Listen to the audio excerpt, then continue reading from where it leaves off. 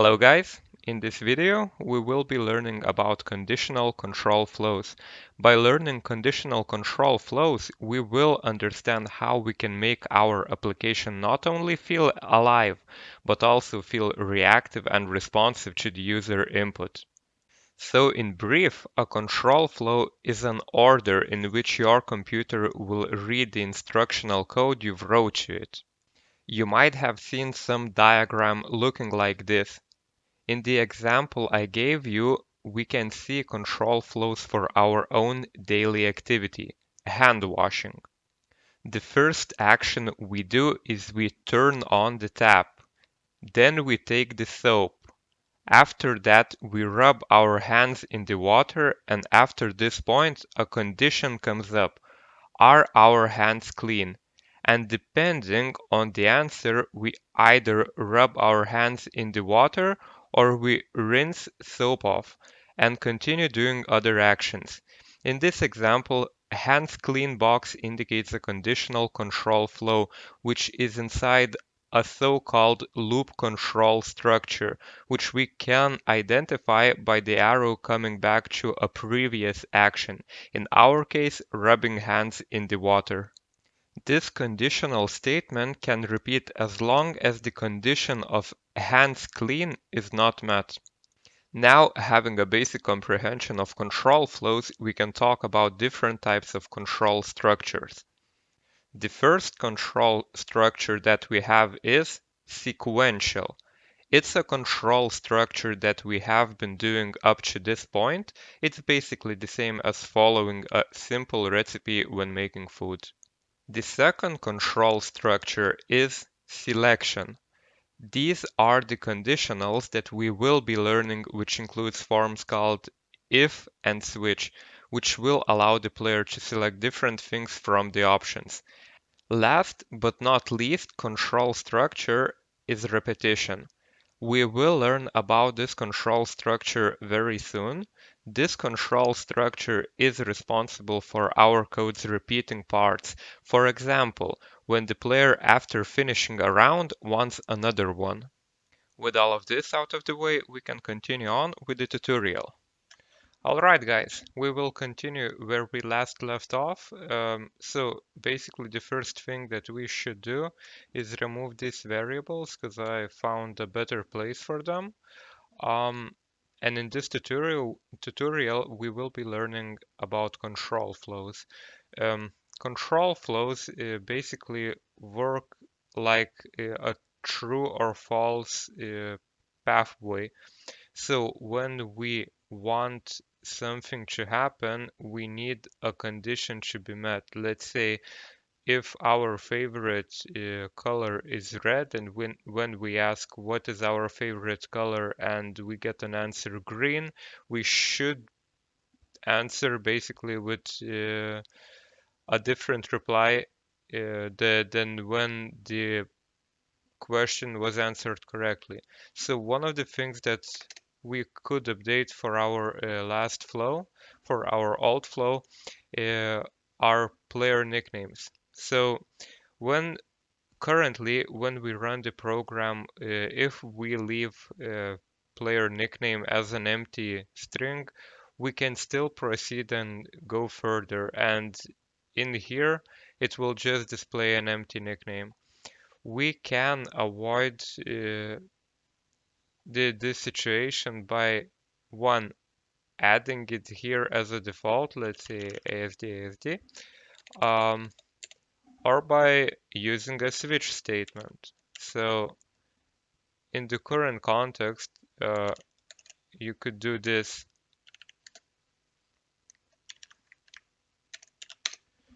Uh, how this works, basically, this is the syntax. You should remember how it's written. The condition goes in these brackets. And what are we doing here is basically checking if player nickname is equal to an empty string. I will show you how to do it correctly later on, but for now, it's the simplest way to write it. And these two equal signs just mean that it's a comparison. When we write it only once, it's an assignment. So when you do it in an if statement, in most cases you will use two equal signs to compare. You can also write more, less, uh, not equal. This one is quite strange for beginners because they might be not used to this mark, but you will get the hang of it in time. Everyone does. So yeah, when we get an empty player nickname, we want it to become some default. Let's say we want it to become no nickname, and then we will be able to see it here. If nothing goes into the field, then we will see it after we run. Let's check if it works correctly. Um, like this, and now we can leave it empty. And we can find that it really did set it as we expected.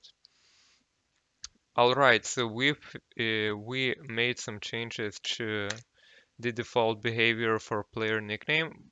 What we can also make, um, we could ask the player to um, enter how many games they have played and reassign player skill level depending on what they write.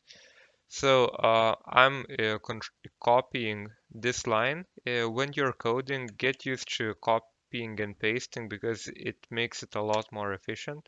So I copied it here. Um, we will need a text,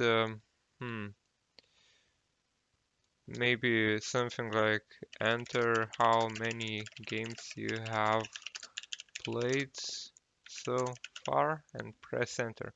Yeah, it sounds about right. Then we can copy and paste an integer parsing line. And the only thing that we do need to change is that we want to set total games played. This way we set total games played depending on what is written in there. And we can do the checking just like before. We're just comparing. Basically, before we compare the string, these have a bit more complex operations. Usually, when we compare this kind of operation, we can use this class, and it has a lot of overrides. This one is the most popular because it will check for anything. White space, let's say if I did this, it will check for signs if anything is left empty, if it's empty, if it's null, and stuff like that. We will learn it later on. So yeah, for now, what we can write is that if total games played is less than 50, this sign means less. Then we want our player skill to become beginner. Now we can chain this with another conditional statement by writing else if. This basically chains up the rule set. It's the initial one. If nothing meets this condition, then it will go down, find this one. And then we can, let's say, check for 100. And then we can write a different skill level. Now that we have a whole statement here, we can copy and paste it, change this to 150, change it to advanced. And when we're sure that if none of these work, Maybe this will be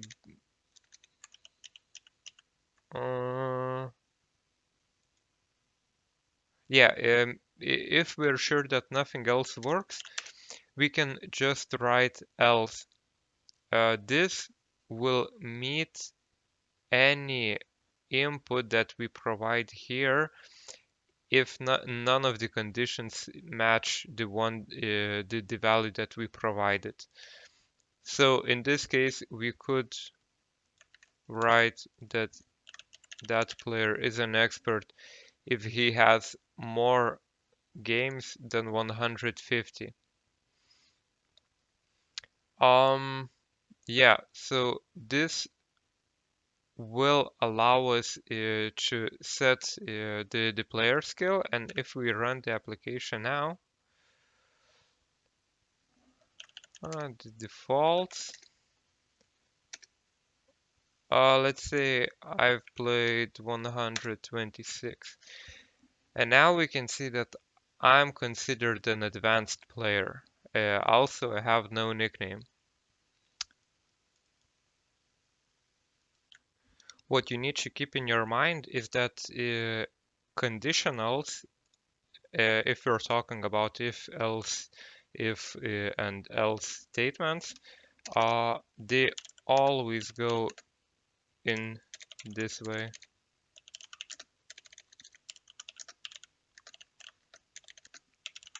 Basically, the first thing that you need to initiate with is an if.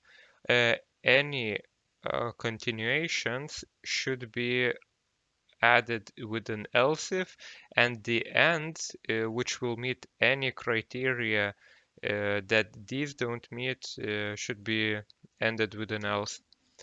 So yeah, the other thing that we can add to this game is something a bit more interesting, which would be the menu. We will make interactions with the menu finally.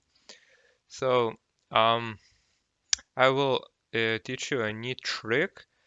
One way you can add a new line to an already written write line. Basically, write line makes one line goes one line down. This will allow us to go two lines down. If I write, let's say, um, please type in menu option number and press enter. And if we run this now, we will be able to see that it managed to drop it two lines below. 1 second. For some reason, it's okay. It was stuck.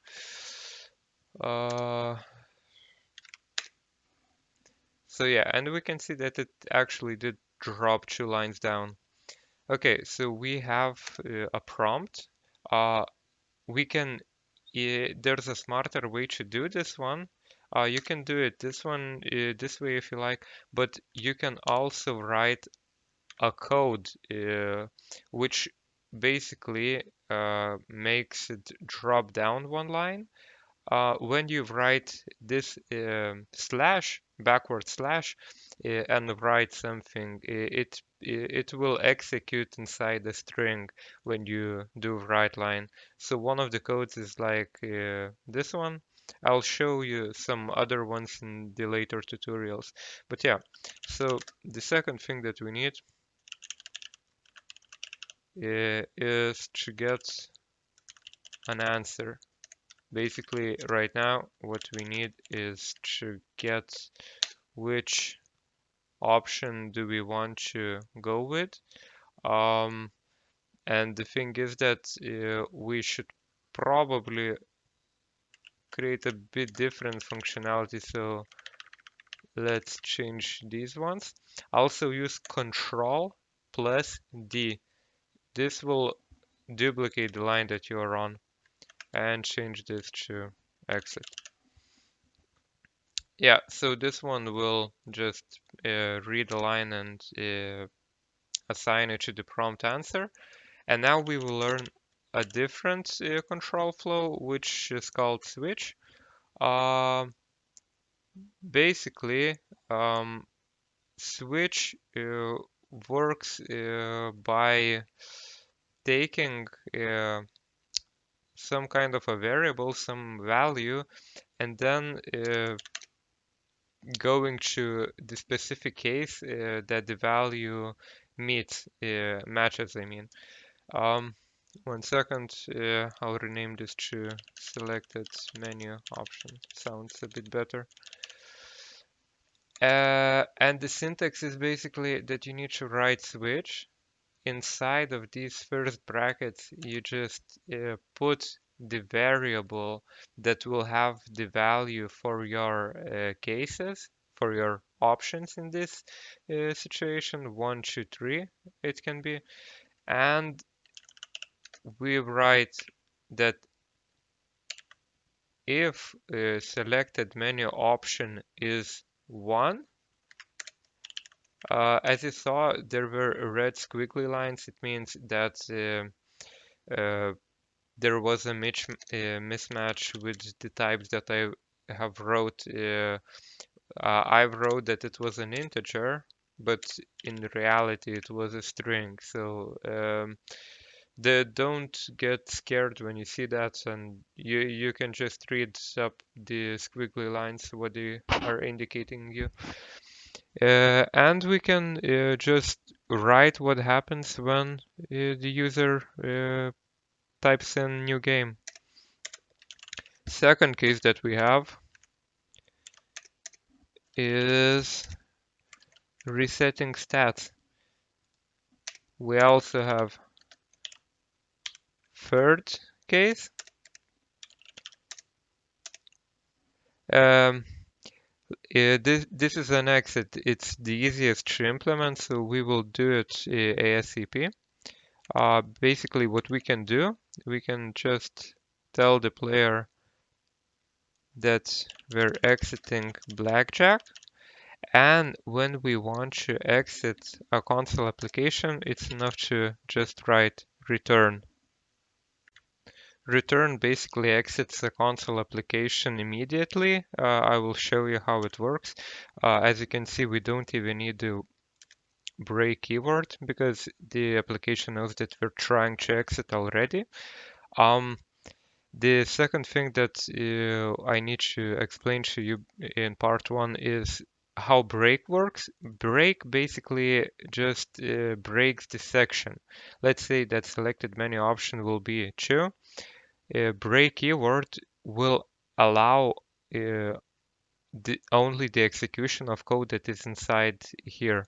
Let's say if we make this print line 2, this will, if selected menu option is true, this will execute only write line 2. It will break and then ask for a read key. If, let's say, we want to chain a switch case, then we can do this. Case 1 and case 2 will execute this code. Let's say if we write that we want selected menu option to be 1, we will still print line 2. Thank you for listening. In part 2, we will finish creating our first basic flow and we will be able to play a match against the dealer. Hop on and let's get going with our fantastical developer journey.